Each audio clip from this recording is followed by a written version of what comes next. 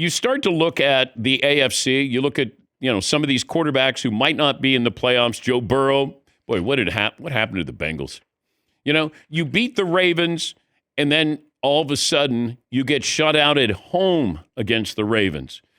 But Patrick Mahomes, Chargers, what's going to get lost in the Patrick Mahomes injury is the Chargers winning that game. That was a big game. Big game, winning it in that climate. And, you got the Chargers and the Jags, and I don't know if I don't know how many of you are all in on those two teams.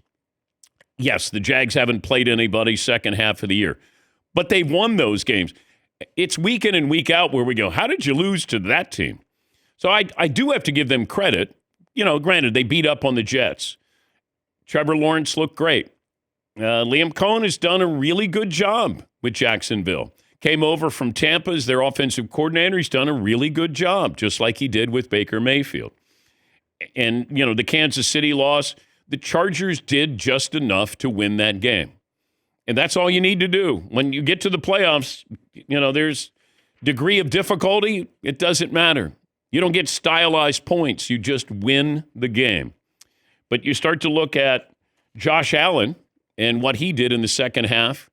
That's what you need. That was a playoff-like performance. You're down 21-0. You're in New England, and all of a sudden social media's got your coach fired, and the Bills will never win a Super Bowl, and the Patriots could be the best team in football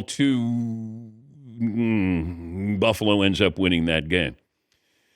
And now you don't have Mahomes in there. You don't have Joe Burrow. I don't know if we're going to have Lamar Jackson.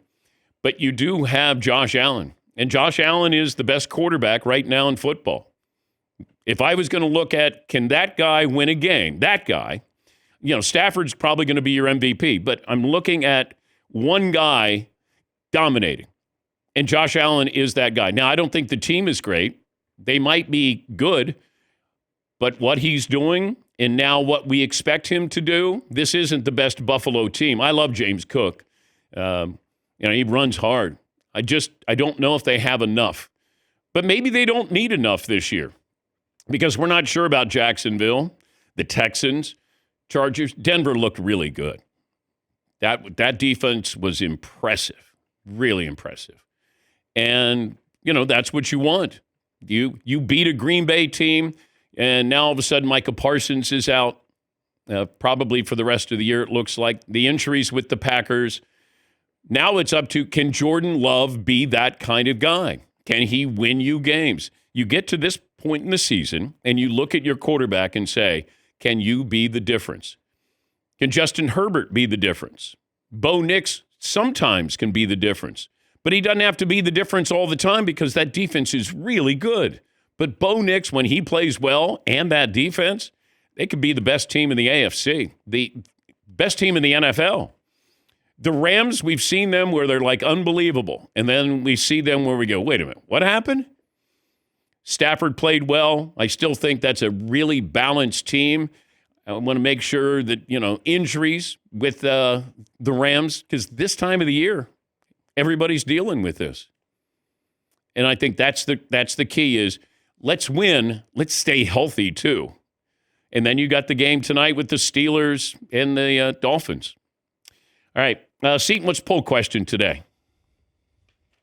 Well, we got a bunch of teams in the hunt here. So if we were to run down this list, Lions, Cowboys, Panthers, Colts, Ravens, Dolphins, who gets in? Oh, I'd probably have to take a closer look at all of that. The Lions are in a tough division. Bears ended up winning. The Vikings beat the Cowboys, but they're out of the playoff picture.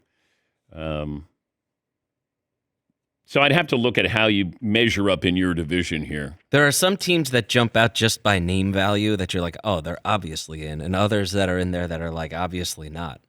Like the Lions to me is like, obviously they're going to make it. They should. They should. Right? The Ravens to me is still the same thing. I know there's a weird Ravens team, but I still have it in my head of like, but obviously, depending on the week, they could be the best team you ever saw or the worst. And you're in that division where it might be the first team to 9 wins gets into the postseason. Yes, Todd. I want to believe in the Panthers, but then they have that egg against the Saints in their last 3 games. They got to play the Bucs twice, which will tell us a lot about that division, and the Seahawks between those 2 Bucs games for Carolina. Yeah, even Seattle. Like, I'm still not sure. They could have lost. They could have lost that game at home to a grandpa. And I'm watching the game, and look, if Phillip Rivers came on the show, I would say, I think my arm might be stronger than yours. And he would probably agree. But he did okay. After the game, he was really emotional for the opportunity to be able to come back and play. Grateful. Running out for warm-ups and all that, and out there for the anthem. And as the game just got going, I was just thankful, grateful that I was out there. And it was a blast. But obviously the emotions now are disappointment, right? Disappointment. This isn't about me. We had a team that was scrapping like crazy to try to stay alive and get in the postseason. So obviously we're all disappointed. Yeah, but he did a pretty good job. But really the star for the Colts to me was their defense, keeping Seattle in check in Seattle. But Phillip Rivers threw a touchdown pass, and they had a chance to win. But give credit to Seattle. You end up winning that game. That's a big game, and then you got the game coming up on Thursday night against the Rams. But this was about comebacks. 6 teams, Bills, Falcons, Saints, Rams, Seahawks, Chargers, rallied from at least 10 down to win in Week 15. That's the second time this season 6 teams have rallied to win after trailing by 10 or more.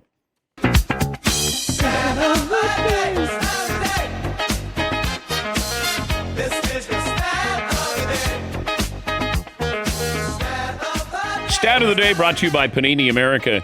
Also with Justin Herbert, he now has almost 3,200 passing yards, 23 touchdown passes. And the reason why I bring that up, the only players in the history of the NFL with at least 3,000 passing yards and at least 20 passing touchdowns in each of their first 6 seasons, Peyton Manning and Russell Wilson. Woo! Ow! Stat of the day! Stat of the day! Stat of the day! Stat of the day! This is the stat of the day! And how about my Raiders? Yes, at the beginning of the year, I bet, Fritzy, the Raiders would have a better record than the Broncos. They were shut out 31-0. Now, keep in mind, I can go back to Week 7 when they were shut out 31-0 by the Chiefs. Yes, they're the first team to be shut out by the Super Bowl teams from the previous year since the Colts in 1972, and they were shut out by the identical score. Congratulations, Raiders. Congratulations. Like how Pete Carroll said, no, this team hadn't quit. The scary part is, like, if he said, no, I think we quit, okay, the fact that he says, no, we didn't quit, and you lost 31-0, Right. That's the problem. Yes, Todd. And that was a Super Bowl 15 rematch. You got to get up for these kind of games. I don't understand. Thank you, Todd. All righty. Seton, any other poll questions today? Yeah, this is a little off the beaten path, maybe, but Seton path. off the seat path. Which quarterback had the best weekend? Ooh. Okay. I'll give you 4 options. All right. Brock Purdy. Okay, it was against the Titans, but okay. Well, you're going to be able to say that against all these guys. But these, to me, are all guys that needed a big weekend and got it. Oh, so Josh Allen's not on this list. Josh Allen is on this list. He's the next quarterback. Oh, yeah, but he beat the Patriots in New England. Yeah. Yeah, I mean, that's better than Brock Purdy beating the Titans. Brock Purdy, he needed a big weekend. Okay. Josh Allen, obviously, monster weekend. C.J. Stroud. He's sort of up and down, especially this third year. I don't even know what his numbers were. And he gets that sort of label of like, well, his defense is carrying it. That's true. Which may or may not be true. However, he still had a pretty great weekend. Okay. Trevor Lawrence. Ooh. Maybe had one of the best games of his career, probably, right? Has to be the best game. Accounted for 6 touchdowns. I mean, that's... Yeah, that was great. Those are your 4 options. Okay. Brock Purdy, Josh Allen, C.J. Stroud, Trevor Lawrence. Maybe there's others if anyone else would like to populate. I would put Trevor Lawrence in there because, like, we still want to see this. And the fact that he showed that he's capable of doing this, that's what surprised me. I mean, everybody's played those who played the Jets, how many, quarterbacks have put up these kind of numbers? We're still waiting to see, will the real Trevor Lawrence please stand up? We keep getting every once in a while, every couple of weeks, you get a glimpse of Trevor Lawrence, the one that we expected to see, yeah, and the one that we all want to see, and you're like, see, there it is. Yeah. That's the guy. If he could just do that every week, he'd be an MVP. Good. He'd be a Hall of Famer. Yeah. Yes, Paulie. I got to throw Phil Rivers in there. I mean, what people expected from him, people said that would be a disaster. NFL reporters and analysts said it would be a disaster. He was 18 for 27, 120 and a touchdown, and he kept them in it. He was only sacked once. He didn't run for a yard because he didn't want to, but he drove them down just enough to get a field goal to take the lead. He didn't give it up. Yes, Todd. I would vote for Trevor Lawrence, but I think at least an also ran Bo Nix 4 touchdowns over 300 yards against Green Bay should be mentioned. Yeah, shocker. It should be in the mix of the discussion. Yeah. In case you're not watching on Peacock, Todd is decked out in his Broncos gear. My Hanukkah Broncos shirt. Yeah. Now, could I wear that in lieu of taking a pie to the face if I wore that sweater on Friday the entire day? Seems like an easy way out. In the spirit of the holidays, I would probably allow it so that you don't have to get the pie in the face because I'm a good guy like that. I think that would be a noble gesture. I thought you doubled down on Friday, wasn't it? I had the bet with the Wisconsin lady, and then you jumped in on that. No, it was going to take away my pie if Green Bay won. I didn't double down. We had a caller who said, "Hey, if Green Bay wins, then Dan doesn't take the pie to the face," and whatever the other wording was with that bet. But it was either I was getting a pie or not. I'm going to get a pie on Friday. And when people call in, I'm assuming that this is true. If you lose, they have to send in an actual video so we can have fun with it, with a look at it and see that they actually took the pie to the face. They can't just say I got a pie to the face. No, we have people who send them in, Todd. I know, but I want to make sure everyone does that. Well, why don't you write them down then? I should. Why don't you keep track? And are you owed a pie to the face? Yeah. From her for the Packer Bronco bet, and us with the 12-2, 2-12 Broncos Raiders. No. You don't get a pie to the face. Do not. Yeah. Okay. Marvin's got one, and I've got one. I don't know. Seaton's got to get a spray tan.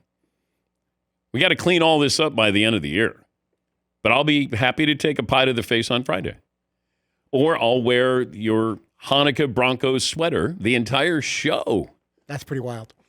Yes, Tom. Didn't we used to have someone on social media that would keep track of these bets? I don't know if that person's out of business or how accurate it was, but I remember seeing that on Twitter. There was a while where they were literally listing all the different bets that were going on.